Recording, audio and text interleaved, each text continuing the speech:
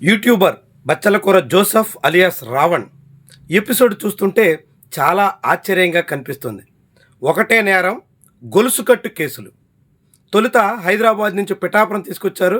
పిఠాపురం కోర్టులో హాజరుపరిచిన తర్వాత బెయిల్ దక్కింది.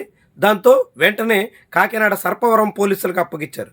సర్పవరం పోలీసులు అక్కడ మ్యాజిస్ట్రేట్ ముందు హాజరుపరిస్తే ఆ కేసులో కూడా బెయిల్ దక్కింది. దాన్ని మచిలీపట్నం మార్చారు. ఇలా వరుసగా ఒకదాని తర్వాత ఒకటన్నట్టుగా పోలీస్ స్టేషన్ చుట్టూ తిప్పే ప్రయత్నం సాగుతున్నటువంటి వైనమే విశేషంగా విస్మయకరంగా మారుతోంది. ఇప్పుడు ఒకసారి అధికారం చేతులు మారిందే అనుకుందాం. ఇదే కేసులు ఇదే తీరున ఎవరో నిందిస్తే ఇంకెవరో మనోభావాలు దెబ్బతిన్నాయంటూ కేసులు పెడితే ఆ కేసుల్లో ఒకదాని తర్వాత ఒకటన్నట్టుగా ఒకే నేరానికి పలు స్టేషన్లలో అరెస్టులు చేసుకుంటూ పోతే ఏం జరుగుతుందో ఆలోచించండి.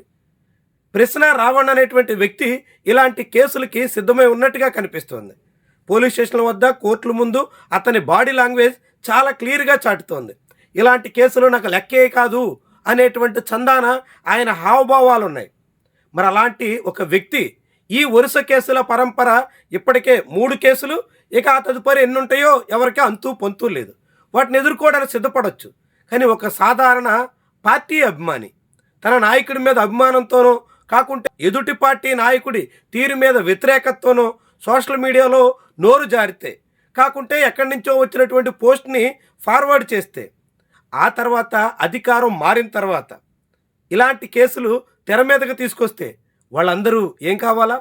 వాళ్ళందరి భవిష్యత్ ఏమవ్వాలా? ఎవరు ఎలాంటి చిక్కులు ఎదుర్కోవాలా? చాలా ముఖ్యమైనటువంటి విషయం. ఇప్పుడు ప్రశ్న రావణ్ పవన్ కళ్యాణ్ని నిందించారు.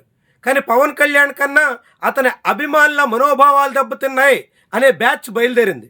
అందుకే ఒకటి తర్వాత ఒకటన్నట్టుగా కేసులు పెట్టుకుంటూ పోతున్నారు. ఇప్పుడు రేపు జగన్మోహన్ రెడ్డిని ఏదైనా అన్నారు అనే పేరుతో ఇలా అనేక మంది అభిమానులు కేసులు పెట్టుకుంటూ పోతే వాళ్ళందరి కేసుల్లో ఇలా ఎఫ్ఐఆర్ నమోదు కావడం, వెంటనే అరెస్టులు చేసుకుంటూ పోతే ఏమవుతుందో ఒక్కసారి ఆలోచించండి. ఎంతమంది ఎన్ని రకాలుగా అవస్థలు పడాల్సి వస్తుందో ఒక్కసారి వెనక్కి తిరిగి చూడండి. ఎంత కలవరపాటు గురి చేసేటువంటి వ్యవహారంగా ఇది మారుతుందో. కోర్టులంటే నమ్మకం లేదు, చట్టాలంటే గౌరవం లేదు, అధికార అహంకారం ముందు అన్నీ దిగదుడిపేనా అనేటువంటి ప్రశ్న ఉత్పన్నమవుతోంది. ఇప్పటికే సోషల్ మీడియా కేసుల్లో 41A నోటీసులు ఇచ్చి పంపించాలి అనే ఆదేశాలు ఉన్నాయి. అరెస్ట్ అంటే ఏదైనా ఒక కేసులో అంతిమమే తప్ప ఎఫ్ఐఆర్ నమోదైన ప్రతి కేసులో అరెస్ట్ చేయాలని లేదు అంటూ హైదరాబాద్లో తెలంగాణ హైకోర్టు ఇచ్చినటువంటి ఆదేశాలు ఉన్నాయి. ఇలా వివిధ సందర్భాల్లో న్యాయస్థానాలు పలు అంశాలని ఇలాంటి కేసుల మీద ప్రస్తావించున్నాయి. అయినా కానీ ఒక నాయకుడి కళ్ళల్లో ఆనందం కోసం, పవన్ కళ్యాణ్ మెప్పించడం కోసం ఇలా వరుసగా కేసులు పెట్టుకుంటూ ఒక వ్యక్తిని వేధించడం కోసం అన్నట్టుగా మొత్తం యంత్రాంగమే బరిలో దిగేస్తే ఎలాంటి తీరునుంటుందో ఆలోచించండి. ఇదంతా కేవలం రావణ్ అనే వ్యక్తి కోసం చేస్తున్నటువంటి ప్రయత్నం కాదు. సోషల్ మీడియాలో రేపు ఎవరైనా పవన్ కళ్యాణ్ని విమర్శించాలంటే, పవన్ కళ్యాణ్ జోలికి వెళ్ళాలంటే వాళ్ళ మీద కేసులు ఎలా పెడతారో, ఒకదాని తర్వాత ఒకటన్నట్టుగా ఎన్ని రాత్రులు వేధిస్తారో ఈ వ్యవహారం మనకి స్పష్టంగా తేట తెల్లం చేస్తుంది. నిజానికి రావణ్ మీద నమోదైనటువంటి కేసులు, లేదంటే అతని మీద అభియోగాలు ఉన్నట్టుగా పాల్పడినటువంటి నేరం అవేమి అంత పెద్ద సీరియస్ వ్యవహారాలు ఏం కాదు చట్టం ప్రకారంగా. అలాంటి తరుణంలో అతనికి బెయిల్ వస్తుందని ప్రభుత్వ పెద్దలకు కూడా తెలుసు. కాబట్టి బెయిల్ వచ్చినా కానీ వరుసగా కొన్ని రాత్రుల పాటు పోలీసుల కస్టడీలోనే ఉంచాలి, ఒకదాని తర్వాత ఒకటన్నట్టుగా కేసుల చుట్టూ తిప్పాలి, రాష్ట్రంలో వివిధ కేసుల్లో వివిధ పోలీస్ స్టేషన్ల వెంట ఆయన తిరిగేలా చేయాలి అనేటువంటి తపనైతే కొట్టొచ్చినట్టు కనిపిస్తోంది.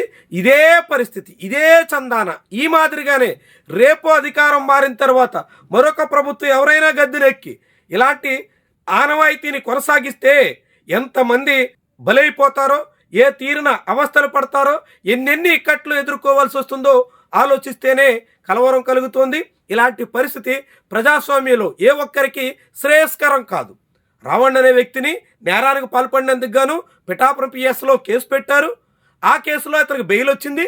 ఆ తర్వాత ప్రభుత్వం అతన్ని ఆ కేసులో తీసుకోవాల్సిన చర్యలన్నీ తీసుకుని ఊరుకోవాలే తప్ప ఇలా వెంటాడతాం, గొలుసుకట్టు కేసులతో వేధిస్తాం, తాము తలుచుకుంటే ఏదైనా చేయగలుగుతాం అనేటువంటి ఒక సంకేతం పంపించడం కోసం ప్రయత్నం చేస్తున్నటువంటి తీరు చాలా పెద్ద ప్రమాదకరమైన పోకడగా మారుతోంది. ప్రతీకారం, కక్ష సాధింపు ఇలాంటివి తమ పాలనలో ఉండవని చెప్పినటువంటి పవన్ కళ్యాణ్ ఇప్పుడు రావణ్ విషయంలో అనుసరిస్తున్న పద్ధతి చూస్తే ఆయన ఎంతగా రగిలిపోతున్నారో, ఆయన ఎంతగా కక్షతో కార్పణ్యాలతో సాగుతున్నారో సుస్పష్టంగా వెల్లడిస్తుంది. ఇలాంటి ధోరణి వల్ల పవన్ కళ్యాణ్కి నేరుగా తగలకపోవచ్చు, కానీ ఆయన అనుచరులుగా, ఆయన అభిమానులుగా, ఆయన పార్టీ శ్రేణులుగా ఉన్నటువంటి అనేక మంది రాబోయే రోజుల్లో తీవ్రమైనటువంటి ప్రమాదాన్ని ఎదుర్కోక తప్పదనే అంశం అందరూ అంగీకరించాల్సినటువంటి వాస్తవం.